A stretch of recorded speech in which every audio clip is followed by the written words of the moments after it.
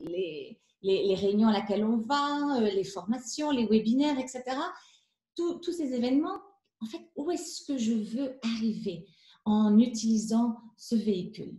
Donc, une invitation pour justement reconnecter avec cet objectif personnel qui est le vôtre à ce moment-là.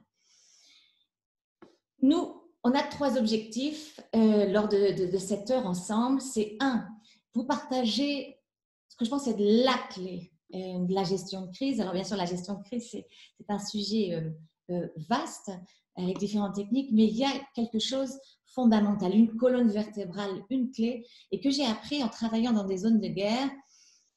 Voilà, c'est ce que je voudrais vous partager parce que pour moi, elle est essentielle pour justement activer la résilience, que ça soit votre résilience personnelle, votre résilience d'équipe, la résilience de votre entreprise.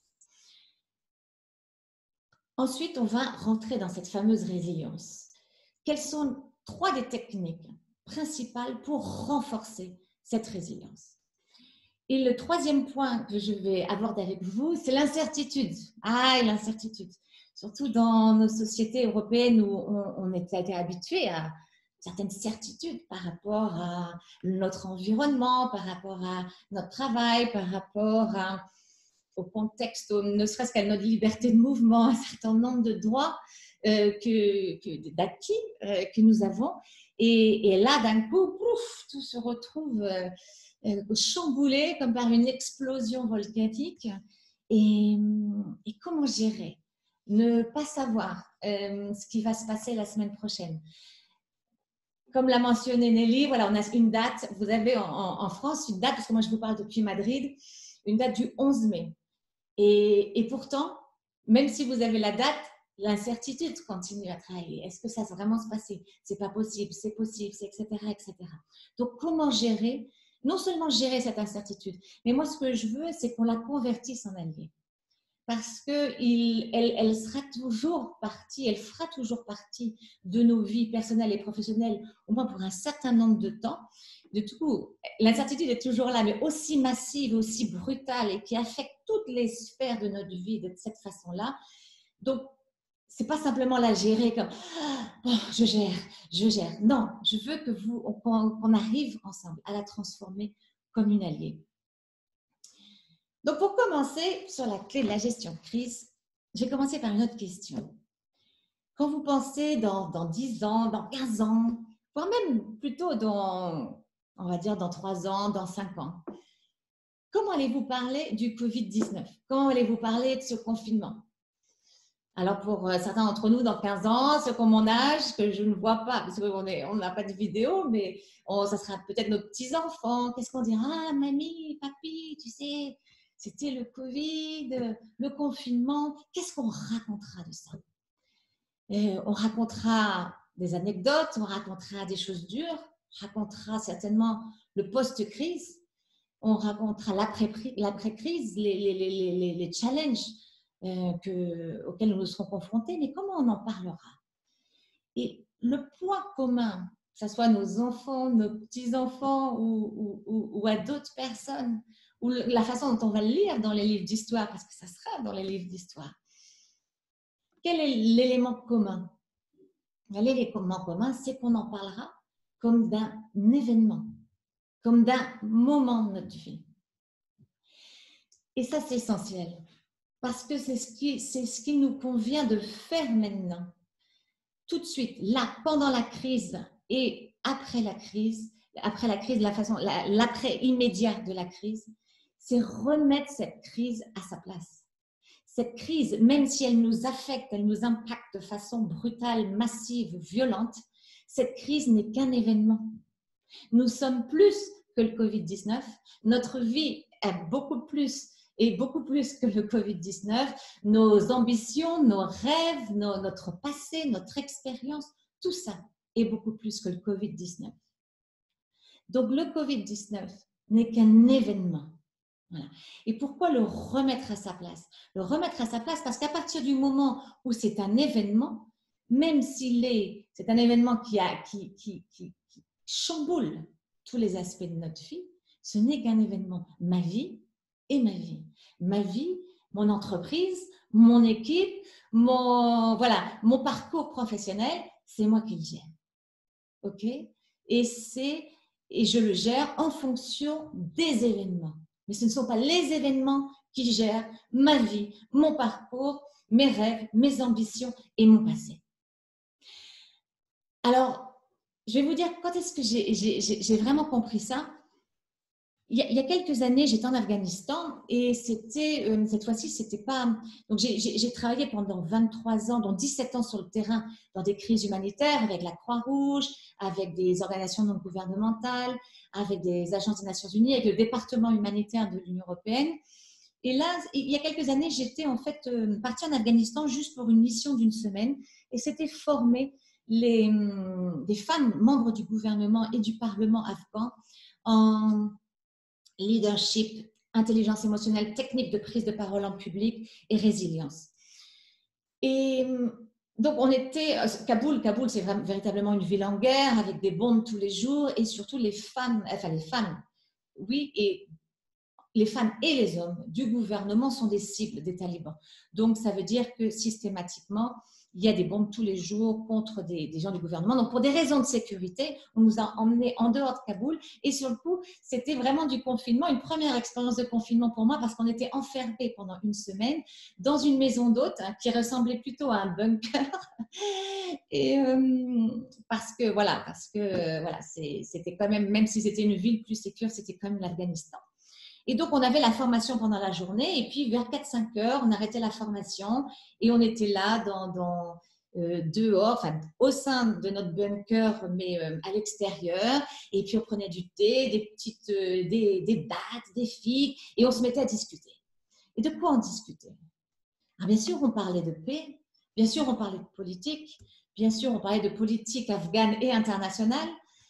Mais on parlait mais comme nous quand on se rencontre autour d'un café, et on parlait aussi d'hommes et de femmes, de relations, on parlait de beauté, on parlait de culture, on parlait d'art, on parlait de choses futiles, de choses moins futiles, mais on ne parlait pas de la guerre. On ne parlait pas de la guerre toute la journée. C'est vrai que dans la journée, souvent, il y avait, par exemple, une bombe devant tel ministère, dans tel endroit de la ville. Donc, qu'est-ce que faisaient ces femmes-là? Tout le monde se mettait sur son WhatsApp, vérifier si la famille va bien, si les collègues vont bien. Ça, oui, ça, c'était le moment. On avait une nouvelle, il fallait une réaction, il fallait se rassurer, etc. Mais après, le reste de la journée, on ne parlait pas de la guerre. Même si on parlait de ce qui se passait dans nos vies, dans nos systèmes. Et quand je les ai vus, je me suis dit, c'est vraiment, ça m'a bouleversée parce que je suis arrivée en Afghanistan, bien sûr, avec tout ce qu'on sait ou ce qu'on croit savoir de l'Afghanistan, en tout cas avec un certain nombre, bien sûr, de préjugés sur les relations entre les femmes et les hommes, etc. Et qui ont été pas mal chamboulés d'ailleurs pendant ces jours. Et ça m'a étonnée qu'en fait, on ait des conversations aussi légères et qu'on rit et que ça se fasse aussi naturellement. Mais ça, c'est la clé. C'est qu'on ne peut pas survivre une guerre si on passe son temps à parler de la guerre, parce que déjà l'impact de la guerre est là, hein, mais si en plus nous, on se contamine et on se pollue toute la journée dans nos esprits, dans nos cœurs, dans nos âmes, hein, à se bombarder de nouveau avec la guerre, à se le rappeler, il n'y a pas de façon de survivre. Et du coup, cette expérience m'a fait revenir moi-même quelques années en arrière, bon, plus que quelques années. J'ai travaillé 3 ans en Colombie, entre 1999 et 2002. Et là, c'était la guerre. Là, il y avait le conflit faisait rage, le conflit civil en Colombie. Et je me suis souvenue, je me suis dit, oui, on avait des mesures de sécurité strictes. Oui, moi, je travaillais pour la Croix-Rouge et puis après pour Oxfam. Donc, bien sûr, on était là parce qu'il y avait la guerre. Nos projets étaient en rapport avec la guerre. Nos mesures de sécurité, nos couvre-feux, notre style de vie, tout était en relation avec la guerre, mais on ne parlait pas de la guerre toute la journée. On parlait des événements qu'il fallait qu'on prenne en compte dans nos vies, impersonnelles et professionnelles. Donc ça, c'est la clé. Ce Covid-19, c'est le remettre en sa place. Tout ce bombardement d'informations et cette recherche d'informations, la gérer un petit peu plus. reprendre les manettes de quelle information on reçoit, comment. Commencer à sélectionner les informations dont on a besoin pour intégrer cette dimension dans notre entreprise, dans notre équipe, même dans nos vies personnelles. Mais ne pas laisser le bombardement continu et nous l'alimenter en allant tout le temps rechercher des informations qui n'apportent plus rien puisqu'on a déjà fait le tour de toutes les chaînes de télévision, de radio, des WhatsApp, etc. Donc, toujours remettre la crise à sa place. C'est un événement. La deuxième partie dont j'ai envie de vous parler, c'est cette fameuse résilience. Alors, la résilience donc, qu'on définit comme la capacité à surmonter, on l'a tous, hein, on a tous fait preuve de résilience dans nos vies. On peut revenir à des événements douloureux, un divorce, une perte de travail, un échec, une maladie, quelles que soient les circonstances qui nous ont affectés, on a tous cette expérience de la résilience, de surmonter quelque chose, de connecter avec ces mécanismes intérieurs qui nous permettent de surmonter et d'aller plus loin. Qu'est-ce qui se passe avec le Covid? Il semble qu'on a un petit peu perdu la résilience dont on a besoin parce que c'est vrai que en Europe, depuis la Seconde Guerre mondiale, est-ce qu'il y a véritablement eu une crise qui affecte tout le monde, comme cette crise, et qui nous affecte dans toutes les sphères de notre vie? Non. Donc, du coup, qu'est-ce qui se passe? On se sent un petit peu là, pris de court parce que, et on a du mal à reconnecter avec cette résilience. Cette résilience, c'est un muscle. Je pense qu'on a tous une fois eu l'expérience de retourner au gymnase après quelques mois, pour ne pas dire quelques années, et puis de faire une classe de fitness et de sortir, de dire « Ah, je ne savais même pas qu'il y avait un muscle dans cette partie-là du corps ». La résilience, c'est un petit peu ça. C'est un muscle et comme on n'a pas eu à l'activer, en tout cas cette résilience dont on a besoin là, cette résilience qui va nous permettre, qui doit être activée dans toutes les sphères de notre vie, cette résilience, elle a besoin d'être réactivée. Donc là, un petit peu l'idée de ce webinaire, c'est de vous donner quelques exercices de fitness, quelques petites choses sur lesquelles travailler ou être plus conscient pour ces prochaines semaines pour renforcer et développer cette résilience. Donc, on a tous différents niveaux de résilience. Ben voilà, c'est vraiment comme le sport. On va soit maintenir ce qu'on a déjà, si elle est très développée, et sinon, de toute façon, la renforcer et s'assurer qu'on sache bien où elle est et comment elle fonctionne pour pouvoir revenir à elle dès qu'on en a besoin. Trois choses essentielles. Là, j'ai travaillé depuis le début de la crise. Bon, bah, comme la gestion de crise, c'est mon affaire. Donc, quand je travaillais dans les urgences humanitaires, je faisais de la gestion de crise, mais aussi de la préparation à la crise et la gestion du relèvement après la crise. Comment se relève-t-on? Et ça, c'est important parce que pendant là, tout ce que vous êtes en train de faire là maintenant, dont la résilience, réactiver cette résilience, en fait, ça vous prépare à l'après-crise. Parce que là, ce n'est pas le pire qu'on est en train de vivre. Là, on a le chamboulement et en plus, cette espèce de chaleur, du chaos qui se crée, etc., de tout qui est tellement changé. Il y a aussi une espèce de bulle avec ce confinement, etc. Et on va je ne sais pas si dire retrouver, ou on va trouver une réalité dans quelques semaines, dans quelques mois, et déjà qui commence à se faire sentir. Et là, on va vraiment avoir besoin d'activer cette résilience, d'activer cette capacité de remettre la crise à sa place comme un événement et d'être aux commandes. La première chose, c'est... Et donc, dans toutes ces premières semaines depuis la crise ici, je fais du coaching en résilience avec des équipes, avec des entreprises, avec des individuels. Et il y a une chose commune qui revient. Je pense qu'on a partagé beaucoup d'entre nous. Au tout début, c'est ce premier jour où on s'est retrouvés confinés. Il faut savoir qu'en plus, ici, en Espagne, on n'a même pas le droit de sortir. Enfin, les adultes, juste pour aller faire les courses une fois par semaine, mais les enfants sont littéralement enfermés depuis un mois et demi maintenant. Et donc, ça apporte une dimension de confinement encore plus confiné. Et donc, je voyais en discutant, enfin en faisant ces exercices avec eux, la première chose, c'est cette sensation, le premier jour, quand on s'est retrouvés, maîtresse et maître d'école, on s'est retrouvés à télétravailler, ou du coup, même si on travaillait depuis l'espace de la maison, déjà avant, se retrouver avec des collègues de travail et nouveaux et avec des habitudes différentes, et puis se retrouver voilà, à tout gérer au niveau personnel et professionnel dans un même nombre de mètres carrés et de façon brutale. Et là, voilà, et là, cette espèce de sentiment d'être dépassé, de ne pas y arriver, de faire. Alors là, voilà, il y a besoin de respirer, d'arrêter. Et surtout, ce qui est essentiel et qui est important pour vraiment réactiver et cultiver cette résilience, c'est d'être capable d'apprécier tout ce que l'on fait. Parce que quand on se retrouve avec plein de choses très différentes d'un coup, on a l'impression qu'on n'y arrive pas et qu'on ne fait pas. Alors qu'en fait, on fait beaucoup plus et on fait énormément. Donc, ce qu'il va falloir, c'est reconnecter avec cette confiance en soi de oui, je peux. Okay, oui, je peux. Combien de gens, suite au coaching résilience, me disaient « Oh, tu vois, je ne savais pas que j'étais aussi fort que ça. » Et ça, il faut qu'on puisse reconnecter avant, reprendre confiance en notre capacité de gérer cette crise et l'après-crise. Parce que les ressources, elles sont en nous.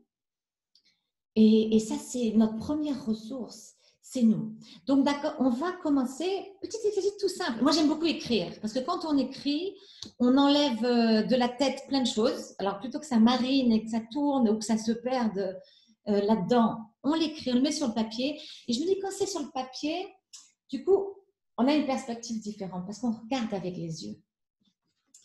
Donc, ça c'est une chose importante. Donc, j'ai envie de vous demander, tous les jours ou tous les moments là, j'y arrive pas, là, ça va dans tous les sens, je n'ai pas fait de ma journée ce que j'avais envie de faire, c'est de stopper ça et de regarder tout ce que j'ai fait. Petites choses, grandes choses, de tout lister. Reprendre ce sentiment, oui, je fais des choses, oui, je peux, je suis en train de le faire. Et c'est sur cette base-là, de voir ce qu'on est en train de faire, qu'on peut après dire, OK, où est-ce que je veux aller? Pour reprendre cette première question. Où est-ce que, voilà, vers où je veux aller? Plutôt que, bon, qu'est-ce qu'il faut que je fasse parce que j'y arrive pas? Je sais que dans notre culture française, on a tendance à être assez dur et se donner plutôt des feedbacks ou des retours plutôt de type bombe que quelque chose de nourrissant et dans l'empathie. Alors, la résilience, ça commence par de l'empathie envers soi-même, ok? Mais pas de l'empathie d'accepter quelque chose, mais c'est juste reconnecter avec cette confiance et cette capacité que l'on a. Ok, donc qu'est-ce que je fais déjà? Ok, et maintenant c'est plus facile de voir aux manettes de ma vie et en pleine confiance, de dire voilà, où est-ce que j'ai envie d'aller et qu'est-ce que j'ai envie de réussir à faire pendant ma journée et comment est-ce que j'ai envie de gérer ça. Donc ça, c'est la première chose. Regardez les progrès, plutôt tout de suite les résultats. On se tue souvent, et je le parle en connaissance de cause, à ne savoir se féliciter si on le fait que lorsqu'il y a le gros résultat qui tombe. Mais non, il faut aussi apprécier tout le processus avant la récolte ne peut pas arriver. La nature nous le dit, la récolte, ce n'est pas tous les jours ni toutes les semaines. Ok? Donc ça, c'est la première chose. Apprécier ce qu'on fait pour pouvoir se poser les questions, comment je vais activer ça pour aller là où j'ai envie. Deuxième élément est essentiel d'ailleurs dans tout, et dans le monde, dans l'entreprise pour commencer, parce que ces techniques-là, la résilience, c'est pour toute la vie et c'est pour tous les moments, même les moments, on pourrait dire, de paix hors crise. Et parce que des crises, on en a. Les crises, ça peut être aussi de la croissance. Une entreprise, vous travaillez tous dans une entreprise, quand cette croissance passe d'être une petite entreprise à une moyenne ou d'une moyenne à une grande, ce sont des moments de crise aussi, parce que ce sont des moments de grands changements, il y a des choses qui se perdent, il y a des erreurs qui se commettent, il y a des... Voilà. Donc, du coup, tous ces mouvements, toute cette résilience, elle est fantastiquement importante pour tous les moments de changement que nous avons dans nos vies. L'intelligence émotionnelle. Il y a eu, je pense, 8 ans, une vingtaine d'années, L'Oréal, qui avait fait une enquête avec voilà, des chercheurs sur l'importance de l'intelligence émotionnelle. Et une des conclusions était de dire que les commerciaux qui avaient la plus grande intelligence émotionnelle étaient ceux qui vendaient le plus. Ce qui était vraiment intéressant parce qu'on venait d'une certaine génération où c'était tout dans la prise de décision.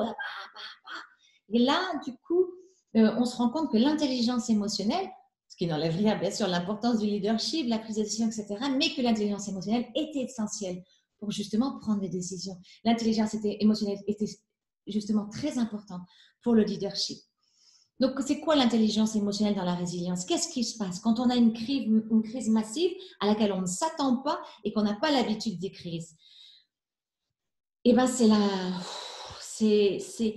gérer un peu cette tasse émotionnelle. Non? Qu'est-ce qui se passe? Première réaction, parce que nous sommes des êtres humains, point final, c'est l'émotion. Hein? Toute cette tasse qui se remplit d'émotions diverses, de peur, de colère, d'anxiété, d'angoisse, etc. Voilà, tout ça se remplit. Et bien, si on veut pouvoir la remplir de quelque chose qui nous serve, qui soit constructif, qui soit positif, il va falloir vider ça. Et donc, vider ça, ça commence par accepter et embrasser, non, avec les bras, non, les prendre, les accepter, toutes ces émotions qui sont là. Parce que le déni de nos émotions, je pense qu'on l'a tous expérimenté à un moment de nos vies et même de nos entreprises ou de nos équipes. Quand on n'a pas le temps pour les émotions, pour comment se sentent les gens, etc., qu'est-ce qui se passe? Un jour, c'est l'explosion. Voilà, un jour, c'est l'explosion. Alors, l'intelligence émotionnelle, c'est d'accepter qu'effectivement, une crise aussi massive apporte plein d'émotions, leur mettre des noms, leur mettre certains dans des exercices de coaching ou de pleine conscience, etc., vont vous dire aussi, donnez-leur des saveurs, donnez-leur des couleurs, donnez-leur à quoi reconnecter avec ces émotions. Acceptez-les comme partie normale, légitime de la réaction à une crise. Je ne sais pas si certains d'entre vous pratiquent la méditation ou la prière ou ces moments juste en face d'une tasse de café, de reconnexion avec soi. Utilisez ces petits moments voilà, pour voir qu'est-ce qui se passe au niveau émotionnel. Et ça, la prise de conscience de nos émotions, c'est le premier fondamental de l'intelligence émotionnelle. Et ça nous rend bien des services parce qu'à partir du moment où on prend conscience de quelque chose, c'est là qu'on peut agir. Donc, toutes ces petites techniques que je vous donne, c'est des choses qu'on fait bien sûr au niveau personnel. On commence toujours par soi. Et puis, avec l'équipe, profitez de votre prochaine réunion d'équipe sur Zoom, sur Skype, pour faire un petit check-up de comment se sent chacun. Et laisser exprimer ça. Qu'est-ce qui se passe? Et une fois qu'on a exprimé, qu'on a vidé, qu'on a pris conscience de ce qui se passe, on les libère, ces émotions. On dit, ok, c'est normal de ressentir ça, je les libère et avec quoi je vais remplir cette tasse? Et avec quoi on les remplit, cette tasse? On les remplit avec toutes les opportunités, les choses positives qui se sont passées depuis le confinement. Et il y en a. Et il y en a. Et il y en a plein. Et il y en a même, j'ai eu une session, je me souviens d'une session la récente avec une équipe qui, à la fin, tout le monde disait, mais je ne pensais pas que cette session allait être aussi magique et que j'allais me rendre compte d'autant de choses positives avec ce confinement, d'opportunités, des petites choses, des grandes choses. Des petites choses qui ont commencé par une personne qui disait je me suis rendu compte que c'était la première fois que je voyais ma fille de 10 mois sourire.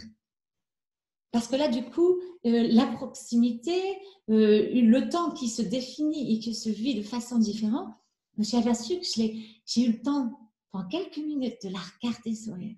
Alors qu'habituellement, à courir ici, courir là, m'assurer que tout va bien pour elle, que ça s'est organisé, que le lit, le bain, le dîner, etc., le travail, les calls, j'ai même pas eu le temps d'avoir ce moment. Et puis d'autres qui se sont aperçus, une leader d'équipe qui me disait, c'est la première fois que, parce qu'on n'a pas le temps, parce que j'ai pas eu le temps avant, etc., C'est la première fois que j'ai demandé à mon équipe comment ils allaient, comment ils se sentaient. Je leur ai dit que j'étais là pour eux. Et du coup, ça a créé un lien extraordinaire. Ça a apporté une autre dimension. Et ça a apporté quoi comme autre dimension? Une autre dimension dans le sens de l'équipe. Une autre dimension dans la loyauté envers son entreprise, envers ce sens voilà, de l'équipe, cette envie de contribuer. Cette envie de contribuer à cette entreprise dans l'après. Qu'est-ce qu'on va retrouver? Où est-ce qu'on va retourner? Qu'est-ce qu'on a envie de réinventer? Ça, ce sont des opportunités. Alors, encore une petite liste. Alors, il va falloir préparer plusieurs fiches. Hein. Les opportunités. Je vais vous lister. Mais pas... Alors, si vous arrivez à voir celles qui vont se présenter, celles que vous voulez aussi créer dans cette crise, etc., magnifique, faites-le. Mais là, déjà, commencez par les opportunités, les choses positives que vous avez maximisées, que vous avez utilisées, que vous avez rencontrées, que vous avez découvertes depuis le début du confinement. Ces petites et ces grandes choses. Parce que toutes ces petites et ces grandes choses, elles nourrissent votre émotion et vous avez envie de remplir consciemment cette tasse d'émotions avec ça. Alors voilà, c'est de l'intelligence émotionnelle. Donc les émotions, s'il y avait une solution magique, pof, c'est bon, je fais ça, tac. Hein? Non, la résilience, c'est un muscle. Ok? Donc du coup, comme l'intelligence émotionnelle, la gestion des émotions, vous le savez aussi bien que moi, c'est la répétition. C'est la répétition. Donc, ça va être normal. Et à ce moment, quand on libère ces émotions, on les accepte, on les libère, on les regarde et puis on dit, OK, je choisis, je reprends les commandes de ma vie et de mes émotions. Je choisis d'amener vers moi ces émotions sans enlever, oui, je me sens triste parce que j'ai eu une perte ou parce que, sans enlever que, oui, que j'ai peur que ça me contrarie, mais ça fait partie de ça, mais voilà, je l'ai libéré parce que j'ai envie de faire place à autre chose. OK? Donc, du coup, je veux cette liste de toutes les opportunités que vous avez rencontrées. Du coup, vous la regardez, vous la relisez et vous en rajoutez à chaque fois. OK? Et ça, c'est votre instrument quand vous allez ressentir ce truc. OK, qu'est-ce qui se passe là? OK, bon, ça. Et puis, plus on le fait, plus c'est facile et plus ça va vite. Et voilà, ça, je relate qu'est-ce que j'ai envie d'amener, qu'est-ce que j'ai envie de créer. Quelle émotion j'ai besoin et j'ai envie d'avoir maintenant pour justement gérer dans mon équipe, dans ma vie, dans mon entreprise, la façon dont, voilà, gérer cette crise, mais amener ce que j'ai envie d'amener et créer ce que j'ai envie de créer. Une troisième technique essentielle de la résilience, c'est, et ça vous m'avez entendu le dire plusieurs fois, c'est reprendre les manettes, reprendre les rênes de notre vie. OK?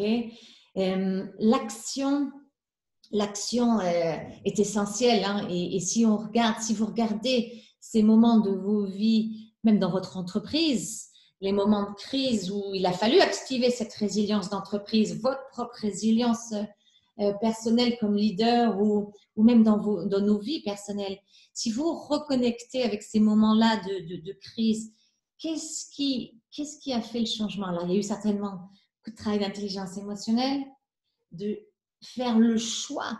Donc déjà, quand on fait le choix, on est aux commandes. De faire le choix de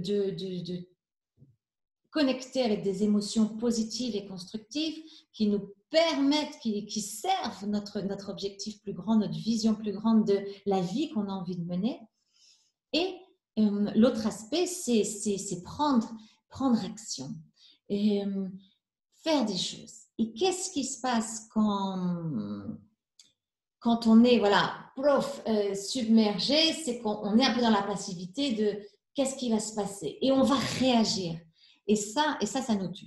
OK? Donc là, je vais reprendre les commandes. Déjà, de mes émotions.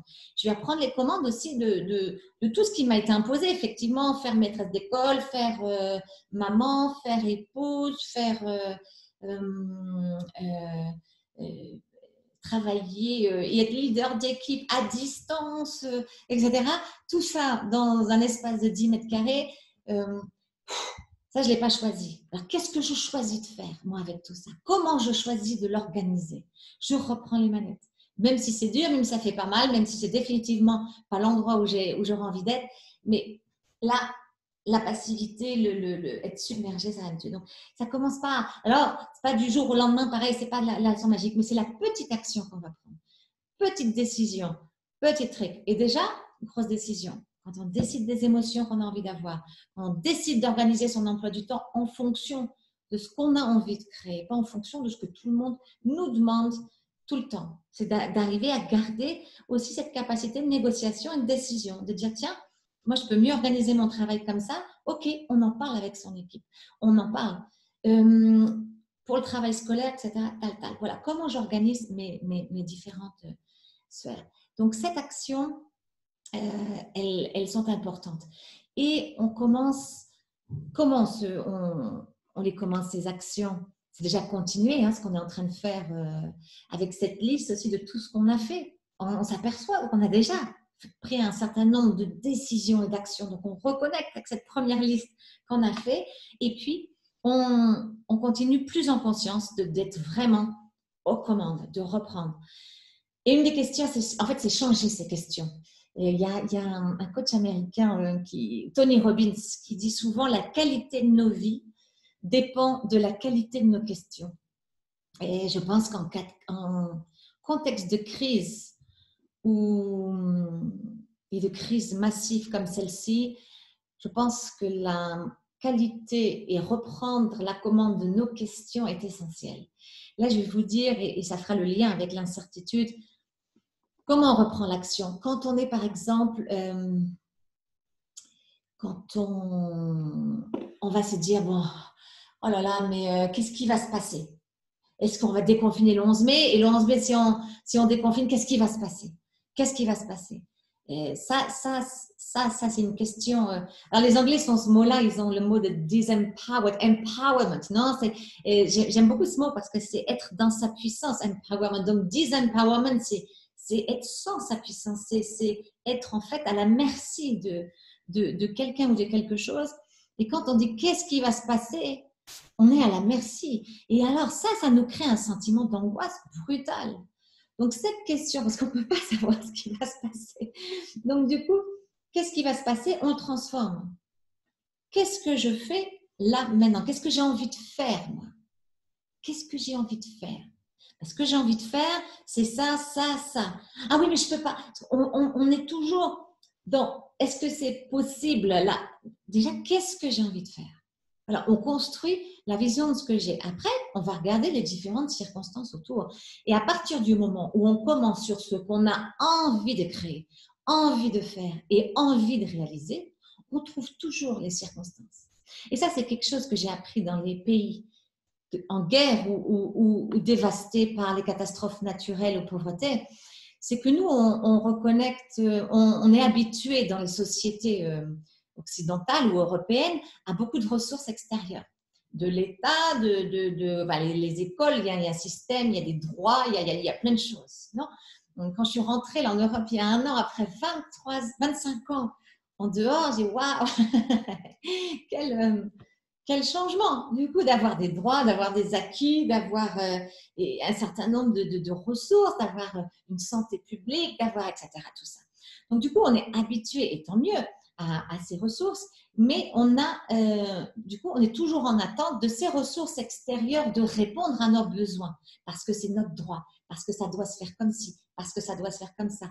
Et ça, c'est très bien, c'est notre chance. Mais qu'est-ce qui nous met en situation de désavantage, par exemple, là maintenant, comparé à d'autres personnes qui vivent dans des pays qui ont l'habitude de crises régulières et qui n'ont pas, du coup, du fait de ces crises répétitives, les ressources extérieures? C'est qu'on a oublié que, comme je vous le mentionnais un petit peu avant, notre ressource principale, c'est nous-mêmes. Nous sommes pleins de ressources, de compétences, d'acquis, d'expériences, d'habilités. J'entends même pendant toutes ces sessions de travail-là que toutes les habilités et les capacités que sont en train de développer les gens, là, pendant ce confinement, du fait de cette crise. Donc, on a tout ça. C'est reconnecter avec cette ressource qui est la nôtre. Et du coup, je vais reciter. J'aime beaucoup les citations. Moi, ça m'inspire, ça me donne des repères et ça me fait réfléchir. C'est Tony Robbins qui dit... alors, en anglais, pour certaines choses, ils ont le mot racine qui est le même. Je vais le dire en anglais. It's not about resources, it's about resourcefulness. Donc, ce n'est pas une question de ressources, c'est une question de...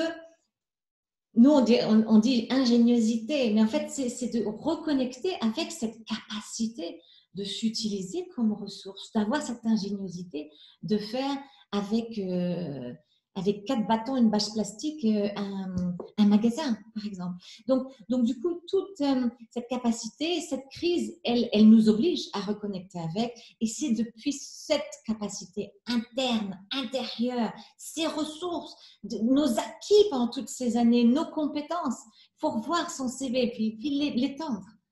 Qu'est-ce que je peux utiliser de tout ce que je sais faire là pour prendre action et pour réaliser ce que j'ai envie de réaliser dans ce contexte, mais ne pas attendre que le contexte décide pour moi. Et là, c'est parce que le contexte décide pour moi, et du coup, c'est là où c'est la transition ou le lien, où de toute façon, elle est toujours là, c'est l'incertitude. Ah, l'incertitude. La clé de l'incertitude, c'est de ne plus chercher la certitude, de ne plus chercher la certitude, point final. Alors, c'est facile à dire, mais je vais vous amener à l'état supérieur, mais ce que j'ai vu dans tous ces pays-là, où les gens sont en crise régulièrement, on vit, on a des projets, on a des projections, on a des rêves, voilà, etc. Et on les a sans avoir besoin de la certitude que rien ne va bouger dans mon environnement pour que ça puisse se réaliser, parce qu'il n'y a pas besoin de ça. Parce qu'on est aux commandes de sa vie. Et après, si les événements changent d'une façon telle, on va adapter nos stratégies, on va adapter nos actions, on va revoir, comme on le fait déjà dans nos vies, dans nos entreprises, ici aussi en Europe, dans nos équipes. On s'adapte. Vous avez un personnel clé qui quitte l'équipe du jour au lendemain pour quelques raisons. Qu'est-ce que vous faites? C'est une crise. Vous vous adaptez. Et vous n'avez pas construit l'équipe, construit les projets, construit les objectifs en vous disant ah, est-ce que je suis sûre qu'ils vont rester toute leur vie? Non. Donc, du coup, l'incertitude, il faut apprécier aussi, hein, comme je vous l'ai dit tout au début, apprécier déjà ce qu'on fait, mais apprécier que cette incertitude, en fait, vous la gérez très bien déjà, parce que vous n'y pensez pas. Vous n'êtes pas, je ne veux pas cette incertitude. Non, vous ne cherchez pas de certitude. Vous avez focalisé sur certains de vos projets, certains aspects de votre vie, sur ce que vous avez envie de faire. OK? Donc, je vous demanderais après de reconnecter, ou ces moments où quand vous sentez que l'incertitude vous envahit et est plus forte que vous, de se dire, OK, quels sont les moments, et c'est ça peut être une petite chose, mais vous avez activé votre résilience, votre capacité d'adaptation, vos capacités d'adaptation au changement. Le changement, vous en avez toujours eu. D'accord? Donc, premièrement, la certitude. Et là, vous allez changer votre question. Donc, comme je vous l'ai dit avant, qu'est-ce qui va se passer? Qu'est-ce qu'on va faire?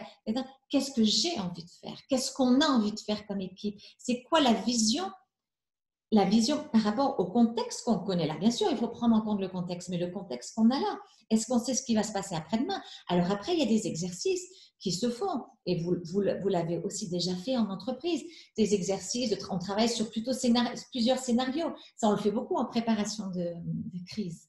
Non, on travaille sur un scénario, par exemple, préparation au tremblement de terre. On va travailler sur un certain nombre d'impacts au niveau des infrastructures, d'impacts sur les vies, etc. Donc, on va travailler sur différents scénarios. C'est aussi possible. Mais ça, c'est pas travailler, c'est pas rechercher la certitude. Ça fait partie des projections, comme vous l'avez fait dans un contexte. Alors, comment on la transforme en son allié? Et ça, je me souviens d'une fois, j'avais entendu j'avais lu une interview de Bruce Springsteen. Bon. Oui, je suis plus toute jeune, j'ai fait mes références musicales. Mais en fait, c'était pas tellement référence musicale. Je me souvenais de cette interview parce que ça m'avait. Non, c'était il y a un paquet d'années. Et, euh, et ça m'avait vraiment surpris. Lui disait qu'avant de rentrer sur scène, il était dans un état de stress et d'angoisse. Enfin, il y en avait des manifestations physiques. Bon, je vous passe les détails. Il était vraiment malade avant de rentrer sur scène. Et, et ce qu'il disait, c'est que du coup, ce stress, parce que le stress est énergie, ce stress qui se manifestait de cette façon-là, de cette façon négative, parce que c'était de l'angoisse, l'envie de bien faire, qu'est-ce qu'ils vont penser de moi, est-ce que je vais réussir, est-ce que je vais ceci, je vais là. Déjà, ça m'avait beaucoup étonné que quelqu'un comme Bruce Springsteen, et encore ça, avant de monter en concert, alors qu'on a l'impression que c'est tellement naturel, et puis qu'il est tellement aimé ou adulé qu'il devrait, voilà, se sentir en confiance. Ça m'avait été vraiment un apprentissage. Non, bon, c'était il y a un paquet d'années, je crois que et donc, il avait dit ça et il avait dit, je transforme donc ce stress en énergie et en puissance, non d'y aller. Et je me dis, waouh, j'ai la stress. Et ça, donc ça, c'était, ouf, je crois que c'était peut-être au début de mes années d'aide humanitaire, etc. Donc, je l'avais lu vraiment comme quelque chose d'intéressant. Puis après, il y a quelques années, quand j'ai commencé à donner des conférences, à faire du coaching, à parler en public, etc., je me suis souvenue de ça. Et par exemple, moi, mon stress, quand je vais parler, quand je vais faire un webinaire comme ça, ou quand je vais donner une conférence, que le public soit petit, soit grand, gigantesque. D'ailleurs, je vais vous dire que même des fois, quand le public est plus gigantesque, ça fait presque moins peur. Mais, donc mon stress se manifeste, en plus c'est toujours au même moment, c'est entre à peu près 30 minutes avant, et moi j'oublie tout. C'est-à-dire que je suis voilà, blanc, c'est une feuille blanche, voilà, c'est une feuille blanche. Alors au début, c'était un petit peu la panique, et je me souviens qu'au début, bon, comme c'était de la prise de parole en public et que j'ai beaucoup travaillé là-dessus, j'avais mes techniques, etc., j'utilisais, mais toujours ce stress envahissant, et puis cette feuille blanche. Et je me suis souvenue de Bruce Springsteen, et je me dis, mais c'est ça, ce stress qui est là, tu vas le transformer en énergie. Et c'est ce que je fais. C'est-à-dire que maintenant, quand je commence à voir que ça y est, ça se vide dans ma tête, je me dis génial. Génial, parce que plus tôt ça commence, plus je vais avoir une énergie d'enfer et je vais être connectée avec ce que j'ai envie de faire et avec envie de ce que j'ai envie de passer. Donc l'incertitude, pareil. Quand vous allez vous retrouver avec l'incertitude, dire ouais, bon, elle est gentille, elle avait dit il faut lâcher l'envie d'avoir des certitudes, mais là, ça fait un peu trop d'incertitude, etc. Quand vous allez avoir ce sentiment-là, dire ok, super, ce stress, cette angoisse, c'est de l'énergie. Je choisis de la transformer et je vais la transformer en énergie. Qu'est-ce que, quelle est, après, c'est votre façon, quand vous êtes dans votre énergie, quand vous êtes dans votre puissance, qu'est-ce qui s'active chez vous? Donc, du coup, transformer l'incertitude, dire, ok, t'es là, génial. Alors moi, je vais te transformer et je vais mettre de l'essence dans cette partie de moi. Et que là, j'ai envie d'activer et qui est ma force, qui est une des composantes de ma résilience, qui est voilà, ce qui me permet d'avancer et ce qui me permet d'être active et d'être positive et constructive. Comme je vous l'ai dit, ce n'est pas une solution magique, c'est un muscle. Donc, c'est la répétition, la répétition, la répétition. Mais ça aide instantanément. C'est quand on a fait 1 heure de sport, même si ça fait des années qu'on n'en a pas fait, on se sent tellement bien. Mais ça, c'est pareil. Dès qu'on commence à réactiver cette résilience et faire ces petits exercices, on se sent bien. Et pof, quand on rechute un petit peu, on recommence. Et avec la répétition, on arrive. Et dites-vous là que oui, c'est gérer ce qu'on est en train de vivre là, mais là, vous vous préparez à être super musclé pour l'après-crise. Et on en aura tous besoin. Alors, moi, ce que j'ai envie pour conclure, pour finaliser, j'ai envie de vous dire, revenir à ma première question. Où est-ce que vous avez envie d'arriver avec cette crise? Comment vous allez utiliser cette crise en opportunité de grandir, de croissance? Où est-ce que vous avez envie d'aller? Voilà, écoutez, je vais vous vous proposer de prendre vos questions, vos commentaires, réinviter Nelly à se joindre à nous. Je suis là. Merci beaucoup. Donc oui, on a eu quelques petites réactions en début de conférence. Déjà, merci Amélie.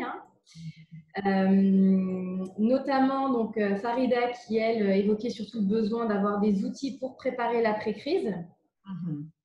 Donc, vous avez aussi répondu pas mal à travers ce webinaire à cette question, cette interrogation.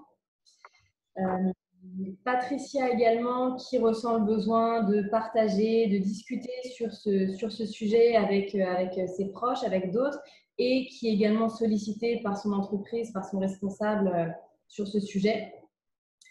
Et on a également… Excusez-moi Nelly, je vais peut-être juste rebondir sur chaque question. Oui, allez. Du coup, oui, donc c'était Farida non, qui voilà, éprouvait le besoin d'outils pour l'après-crise. Moi, j'ai les outils pour l'après-crise, les mêmes voilà, qu'on a présentés pendant cet atelier. Et surtout, mon invitation, c'est faites confiance aux outils que vous avez déjà. Et voyez comment vous les mettez au service de ce que vous avez envie de créer et besoin de réinventer au vu du contexte. Okay? Donc, par exemple, un petit exercice que je donne quand on regarde, justement, quand on reconnecte avec cette ressource, là, cette plus belle ressource qui est chacun de nous-mêmes, et ben, je demande aux gens de reprendre leur CV déjà, même si c'est un vieux CV, parce qu'il y en a qui c'est un très vieux CV ou un CV à jour, ça reprendre le CV, puis se réimbiber de toutes ces expériences, de ce qu'on a fait, de ce qu'on a étudié, de ce qu'on a, de ces stages, de ces expériences en entreprise, en organisation, de tout ça. Et voilà, d'écrire aussi toutes ces compétences qu'on a mises en valeur, toutes ces capacités de reconnecter avec les moments de changement, les moments de crise, les moments difficiles pendant cette expérience. Et de se faire un CV, je dirais un CV de crise, avec non seulement, bien sûr, toutes les compétences qu'on met en place dans le secteur professionnel, mais aussi les compétences qu'on utilise dans la vie, toute cette ingéniosité, ces ressources personnelles. Ça, ce sont nos premiers outils. D'accord ? En plus, donc, on rajoute une intelligence émotionnelle en action, donc plus en conscience, et puis surtout toujours reprendre les commandes. Ouais. Merci. Et la deuxième question, c'était Patricia, vous disiez Nelly ? C'est ça, Patricia qui évoque voilà, son envie d'échanger sur le sujet avec son entourage. Elle précise aussi en effet qu'elle est très, très sollicitée par son patron dans ce cadre-là. Très bien. Si je peux… oui, ça Patricia, c'est vraiment important et j'imagine c'est aussi touchant et de la marque de confiance, etc., que les gens vous voient comme une personne ressource. C'est aussi important du coup quand on est vu comme une personne ressource, une personne qui motive, une personne qui est moteur et qui arrive à gérer justement tout. Le risque des fois, c'est que voilà, tout le monde nous parle et tout le monde, voilà, on prend toutes les angoisses de tout le monde et du coup, tout le monde nous partage un peu ses peurs. Alors, c'est important voilà, de trouver des moments, en fait, même si on a une réunion ou un petit moment, de dire, OK, on va donner tant de temps, par exemple 5 minutes ou 10 minutes, on va faire ça suivant l'équipe, voilà, on va donner 10 minutes, on va faire un tour de table, voir un petit peu comment on se sent. Et du coup, de le mettre dans le cadre d'un exercice. OK, faisons un petit peu d'intelligence émotionnelle. La première étape de l'intelligence émotionnelle, c'est prendre conscience de ses émotions et les accepter pour qu'on puisse faire le choix de les libérer pour créer d'autres émotions, pour amener, pas créer, mais pour amener à bord d'autres émotions. Donc, du coup, voilà, on fait un petit tour de table. Donc, du coup, les gens se sentent écoutés, mais dans un temps limité, où on évite des conversations qui, en plus, ne servent pas les gens, ni le besoin.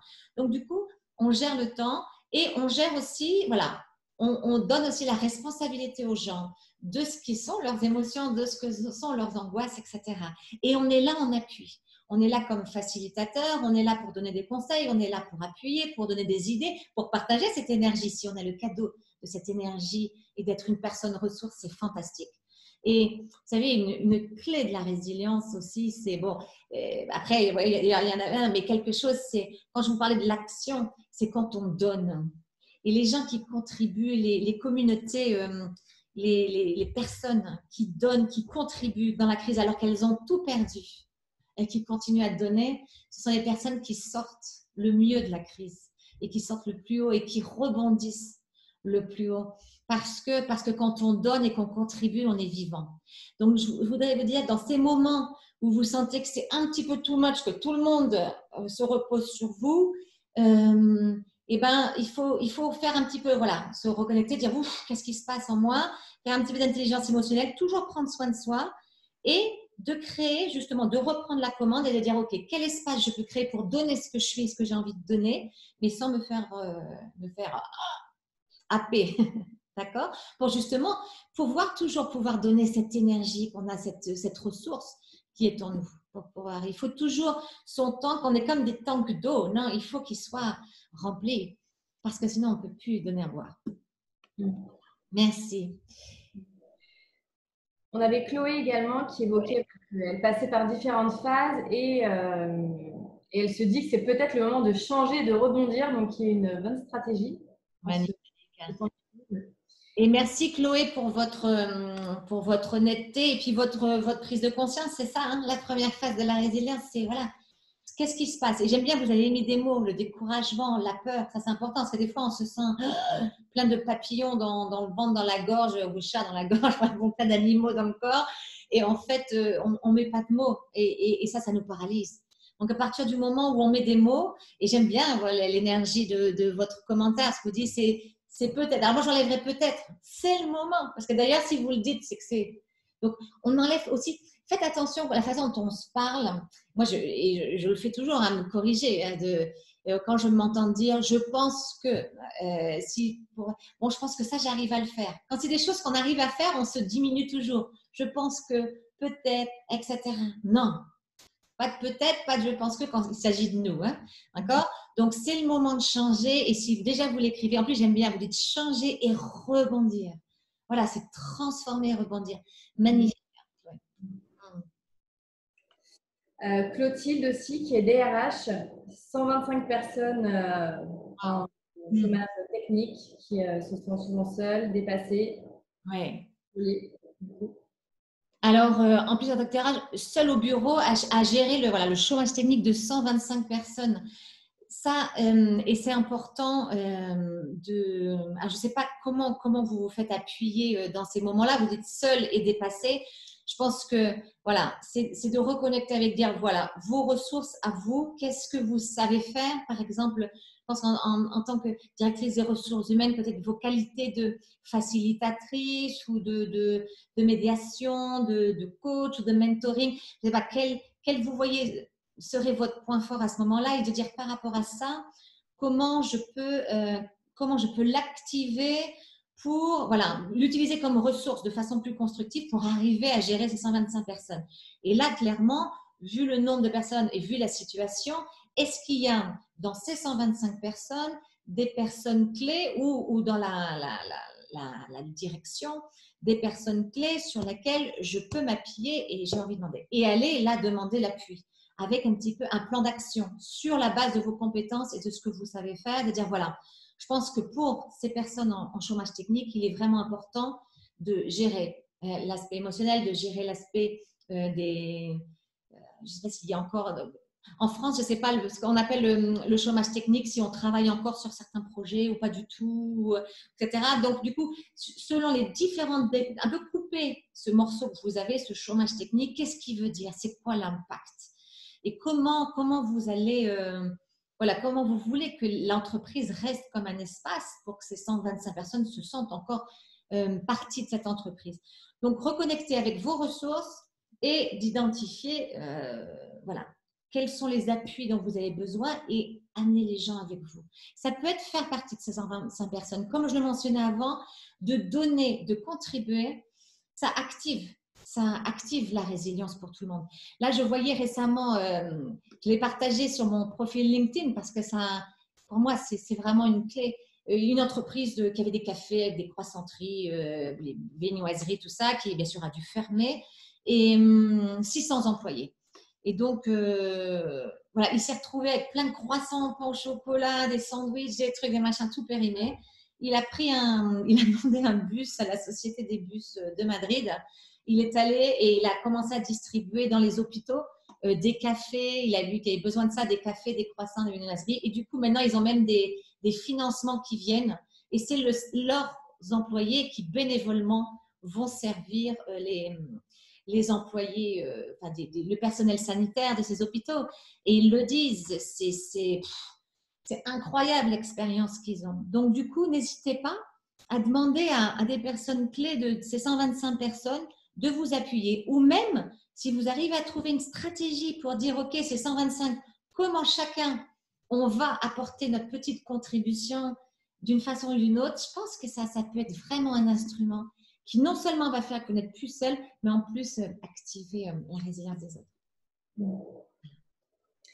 Il y a également une autre question par rapport à la résilience, le fait de faire preuve de trop de résilience, y a-t-il un risque de paraître trop détaché? Alors, oui, ça c'est de paraître, oui, ça c'est important. Donc, j'imagine que la question, c'est dans le contexte, voilà, moi je suis une team leader ou je suis la représentante d'une entreprise et que les gens disent, non mais elle n'a rien à faire, elle pense pas, il a aucun cœur, etc. Donc, je pense que là, on est avec trop résilient, non, ça n'existe pas. OK? Et du coup, c'est comment? Alors, je pense pour moi, il y a deux choses. C'est effectivement, et je sais ce que vous dites parce que j'ai peut-être cette tendance des fois. Bon, moi, la résilience, c'est mon métier, donc forcément. Et des fois, le fait d'avoir cette capacité de s'ajuster à la crise, c'est une crise, c'est une crise. Et on peut paraître effectivement distant, détaché ou un manque de compréhension ou d'empathie envers les autres. Donc là, ce qu'il faut, c'est absolument pas remettre en cause cette résilience, mais au contraire, de voir comment on va l'activer pour en donner un petit peu plus aux autres. Donc ça c'est une chose. C'est la communication, du coup. C'est bien parce que vous en êtes conscient. Si vous posez la question, vous en êtes conscient. Je ne sais pas si c'est un homme ou une femme. Mais bon, bref. Ah, voilà. Donc, si vous en êtes conscient, ça, c'est magnifique. Donc, du coup, vous savez que vous avez ça. Quelle communication vous choisissez de faire? À quel moment, donc, vous allez être plus actif dans cette conscience de dire, voilà, ça, c'est ma réunion d'équipe. Je vais commencer par de l'empathie. Je pense que de toute façon, en ce moment, c'est ce qu'on a besoin. Je vais montrer mon humanité, je vais montrer mon cœur, je vais montrer mon empathie. Je ne vais pas laisser ma résilience. La résilience, ce n'est pas de la froideur, mais c'est vrai que ça peut paraître comme ça. Alors, comment je vais réussir à montrer cette empathie et la communiquer d'une façon qui, du coup, va activer la résilience de mon équipe plutôt que, voilà, c'est une différence entre voilà, l'empathie et être en train de donc, je pense que c'est la communication. Vous devriez regarder et de voir comment, aussi des fois, c'est peut-être la seule chose qu'il faut, des fois, un petit peu, je dirais pas réfréner, mais un petit peu cadrer dans sa communication. C'est l'enthousiasme qu'on peut avoir quand on est très résilient, qu'il y a la crise et qu'on y va, etc., alors que tout le monde est en souffrance. Il faut arriver à les pousser, à les embarquer avec nous, mais des fois, voilà, il faut peut-être cadrer son énergie pour que justement les gens ne soient pas déconnectés. Ils se disent, mais il est sur quelle planète? Voilà. Merci Amélie. Alors, bon, il est 12h05, on ne va pas tarder à clôturer ce webinar. Juste dernière chose, vous parlez beaucoup de coaching. À quoi ça ressemble concrètement quand vous faites un coaching sur la résilience en temps de crise? Eh bien, en ce moment, par exemple, je peux donner l'exemple en ce moment. Donc, en ce moment, c'est forcément… De toute façon, ça a toujours été beaucoup online avec moi parce que je travaille un peu avec des gens partout dans le monde. Je travaille en anglais, en français et en espagnol. Donc, du coup, ça a toujours été online, mais là, ça l'est d'autant plus. Et c'est vrai que généralement, les coachings d'équipe, les gens préféraient me faire voyager pour avoir ce contact. Et comme on peut pas l'avoir en ce moment, et ben on le fait online. Et c'est ça qui est fabuleux parce que souvent, moi, je dis aux gens, vous savez, online, ça marche très, très bien. Bien sûr que c'est une autre dimension. À partir du moment où c'est une autre dimension, c'est aussi un changement. On active d'autres choses de nous et ça n'enlève rien en profondeur. Et du coup, maintenant qu'on est obligé, c'est un peu comme tous les changements, non? Quand on est obligé au changement, on l'accepte, on s'adapte et on s'aperçoit qu'en fait, c'est assez fantastique. Donc, du coup, on fait ça online, on fait ça en Zoom. Donc, c'est soit des sessions de coaching de groupe, aussi coaching bien sûr individuel, ou des webinaires mais interactifs, où par exemple on est voilà, avec les vidéos, avec les micros, on fait une session, je dirais une session un peu hybride, coaching webinaire, ou des sessions juste des webinaires si on a des grosses équipes et puis on a besoin. Donc, voilà, par exemple, un programme classique, on le fait sur 10 heures parce que là, on est en temps de crise, donc c'est l'urgence. Hein. Il faut y aller maintenant. Et parce que maintenant, c'est maintenant qu'on prépare l'après-crise. Alors maintenant, si on ne le fait pas maintenant, on peut le faire aussi après, quand on a déconfiné. C'est une autre dimension. En fait, la résilience, ça se travaille avant, pendant et après. Okay. Et donc, juste, on adapte, bien sûr, au contexte de l'entreprise, de la personne et du contexte. D'accord. Merci beaucoup, en tout cas. Merci à tous. On enverra de toute façon des exemples de programmes pour une potentielle intervention d'Amélie. Claire, merci à tous pour votre présence. Passez une belle fin de journée après ce bon moment avec Amélie. Merci Amélie. Merci Elliot de m'avoir invitée et puis merci à vous tous d'avoir été là. Merci pour vos questions et puis voilà, merci de votre intérêt. C'est ma passion d'aider les gens, surtout que chacun d'entre vous croit en soi et en sa capacité de gérer cette crise et de contribuer à justement que cette crise devienne une opportunité, non seulement pour notre pays, mais aussi pour le monde et pour votre entreprise et pour vos familles et pour chacun. Et c'est ça qu'on veut garder, parce que la crise n'est qu'un événement et on la transforme en opportunité. Merci beaucoup. Merci Amélie. Bonne journée à tout le monde. Bonne journée à tous. Au revoir.